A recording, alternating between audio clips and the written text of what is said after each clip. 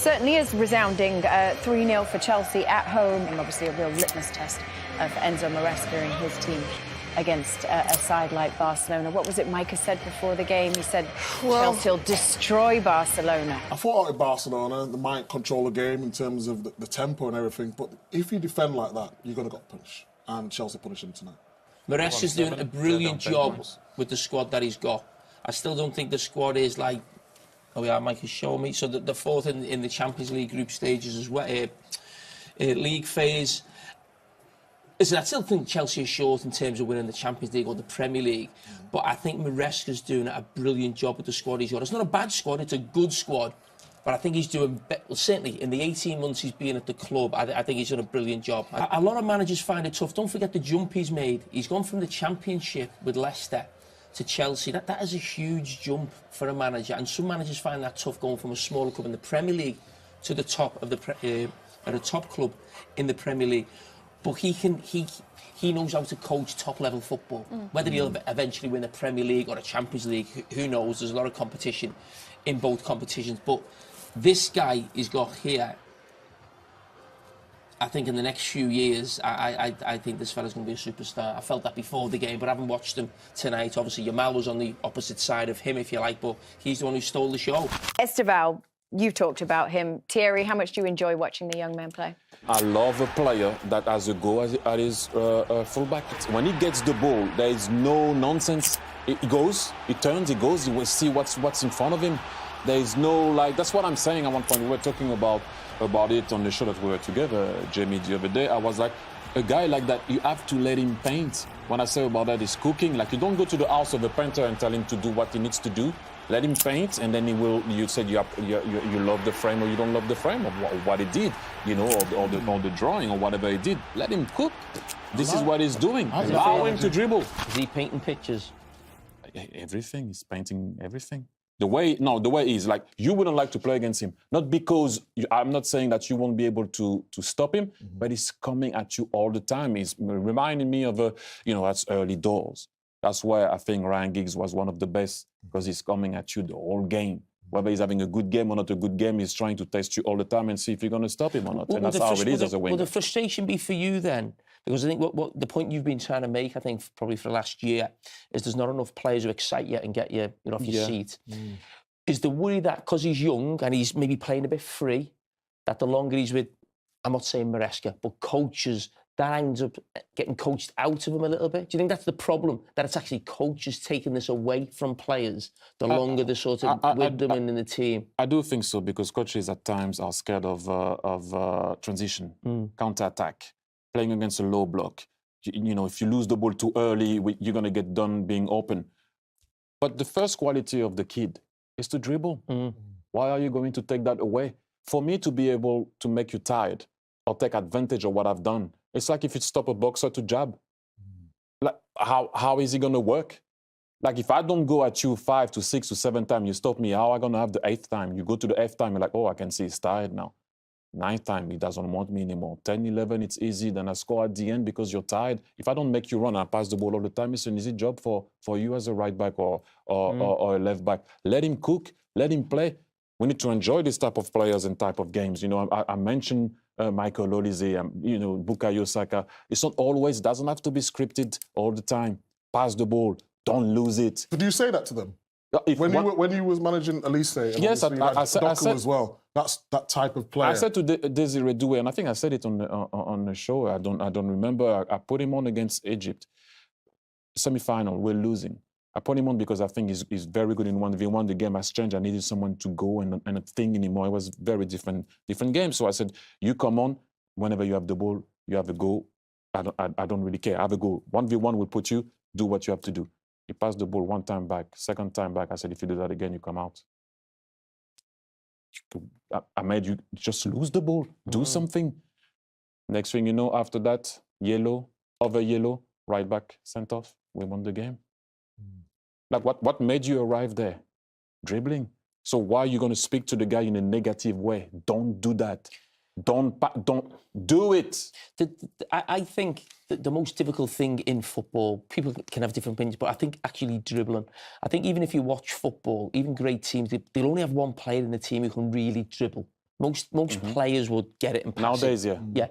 And when you've got someone who can do it, that's why we love Maradona. That's why it's just like when you see goals, like he's probably still got the most famous goal in football that everybody knows about, the goal against England, because you don't see players do that. It's so difficult. Even though we've all played at the top level, we know how difficult it is to dribble through players. That's why you're revered as the greatest player to play in the Premier League, because you've scored goals and you've done things that no one else can do. People can score a great goal or can be lucky or can be quick or can defend or can play a nice pass. We can all do that. We've all done that on occasions. But no one, you can't dribble. If you can't dribble, you can't dribble. You can't go past players. And that's what makes it something. That's what I think it's so special to see somebody have that ability. I agree. You know, there's that myth that now people talk about speed and how quick were you and who is the fastest. Who cares if you can control the ball? Like I've seen a lot of players that are fast, but they disturb the fan, they disturb the linesman. Ball goes, they go out, ball control out. That guy, when he runs, Ryan Giggs, when he used to run, Robert Pires, when he used to run, they never used to lose speed while they had the ball at their feet. This is not rugby or American football. Ball is here. I'm not running with the ball here. People can, you know, in rugby or American football, I'm not saying it's easy. I'm saying it's way more difficult to run with the ball at your feet and keep control of the ball, head up, see 360. It's not an easy one. That's more valuable for me than you're fast. You need to be fast here. And if you're fast here and you're fast, good with your feet and you can run also, then by any means you're in trouble playing against that guy. Oh, we were in trouble. Oh. Very big problems. Oh, so it was a good night for Chelsea, all in all. Let's take you out to Stamford Bridge because scorer of Chelsea's third goal tonight, that's right, Liam Delap is with us. Welcome to the show. Putting 3 past Barcelona, you yourself putting 1 past Barcelona. That's got to feel like a good night of football, does it? Yeah, for sure. You know, it's right. I came to this club for incredible moments like this, and we showed together today that we're a team and really together. So yeah, really proud. Liam, the start of the season, you've been a little bit in and out. You've obviously had the injury, a couple of indiscretions maybe with the referees at different times. But what's it been like, that jump to Chelsea? Obviously, you come from Ipswich. Little taste of the Premier League. And Man City. No, listen, we understand that. And you got your Man City head on. But what's it been like playing for one of the biggest clubs, obviously, in this country and obviously, you know, a European champion twice? Yeah, you know, it's been a really big jump, but I think, you know, I've been welcomed here really well, and, you know, I know a lot of people here and they've really helped me. Obviously, I had a frustrating start with the injury, but hopefully now I can just kick on and, you know, start doing and having more moments like tonight. Liam, congratulations. This is Therry here. I just wanted to for you to talk a bit about the way you went as a team at Barcelona, because it looked like you were not scared. You went to put pressure. You had a go. You didn't sit and let them control the game. You know, you were dictating the game on and off the ball. So I wanted you to talk a bit about that, and please be nice with Arsenal at the weekend. Yeah, no, for sure. I think, you know, we had a game plan. We know they play a really high line and they've got really good attacking players. So we knew we had to be really defensively solid and then take our opportunities when we could go in behind. And, you know, I think everyone on the pitch tonight, defensively and attacking, did really well, and, you know, the game plan worked. Liam, can I just ask you, your accent, it sounds a little bit south, a little bit north. What's your accent all about? Where you from? I know your dad, but what's going on? Blame him. He's moved me about too much. Yeah, no, I don't know. A mix of everything. I've obviously moved about with him, and, you know, grew up in Manchester and all over, to be fair, so I don't really know what it is, but it is what it is. Liam, I love watching you play as a centre forward. You're like a throwback, almost like an old-fashioned centre forward. You rough people up, you knock people about. I mean, is that something you think you might have to curb a little bit, you know, the way the game is now, with maybe referees and maybe, you know, yellow cards, or how much of that can you keep in your game, do you think, going forward?